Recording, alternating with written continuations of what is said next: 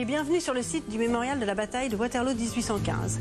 Là où je me trouve aujourd'hui, c'est le musée. Il a été construit en 2015 lors de la commémoration de la bataille par la région wallonne. Le mémorial, c'est également 3 autres points d'attraction comme le panorama, ce bâtiment classé qui abrite une fresque gigantesque de la bataille. C'est également évidemment la fameuse butte du Lion, mais aussi la ferme d'Hougoumont, un petit peu plus loin, accessible en calèche, qui fut le théâtre de combats extrêmement violents lors du 18 juin. Pour le moment, je vous invite à découvrir la magnifique maquette du champ de bataille et puis à me suivre, nous allons enfin pouvoir visiter le musée.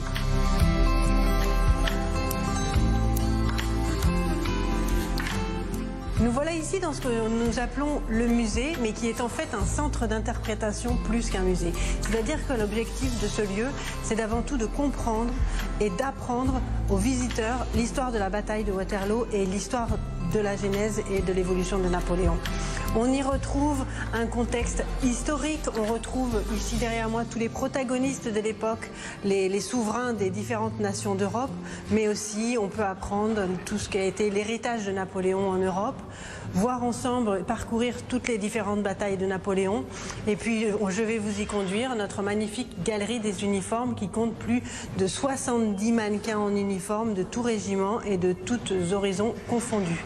On peut continuer ensuite la visite par un film 3D où on revit de l'intérieur l'immersion dans la bataille et la visite se termine vers l'après-bataille, la vision un peu plus géopolitique de l'histoire et le fait que finalement ici à Waterloo on est un petit peu à la naissance de l'Europe. Nous avons développé dans le musée une nouvelle application disponible sur le téléphone portable de chaque visiteur.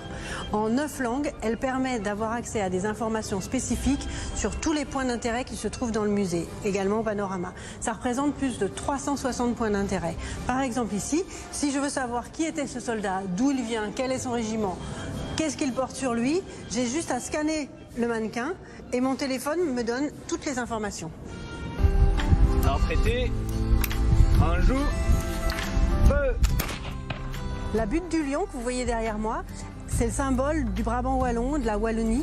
Elle a été construite en 1824. C'est le roi Guillaume des Pays-Bas qui l'a commanditée en mémoire de la blessure qu'a reçue son fils, le prince d'Orange, pendant la bataille, ici, le 18 juin 1815. Il a été blessé, puis évacué vers la ferme de Mont-Saint-Jean, l'hôpital de repli des Alliés. Le panorama, c'est ce bâtiment de 112 mètres de circonférence qui abrite la toile gigantesque que vous voyez derrière moi. Cette toile, c'est la représentation à un instant T, en toute fin d'après-midi, de la bataille. C'est une vision un petit peu romanesque de la bataille, comme on peut avoir des écrivains comme Victor Hugo et les écrivains du début du 19e siècle. Donc on retrouve des forces en présence et là, on peut tout à fait s'imaginer la violence des combats de cette journée du 18 juin. C'est une fresque qui a été réalisée par un peintre, Jules-Louis Dumoulin, sur une durée de 6 à 8 mois, en utilisant un échafaudage monté sur un petit wagon mobile tout autour de la toile.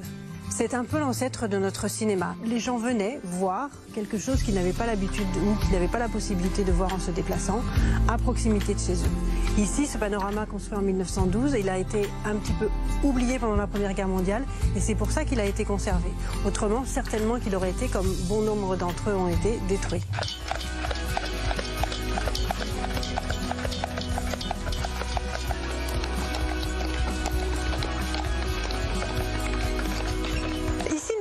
À Hougoumont, c'est un château-ferme, c'est la seule ferme visitable qui est encore d'origine par rapport aux combats qui se sont déroulés ici le 18 juin, des combats très très violents entre les Alliés qui avaient pris possession de cet endroit comme un fort bastion et les Français qui ont essayé de prendre la ferme tout au long de la journée.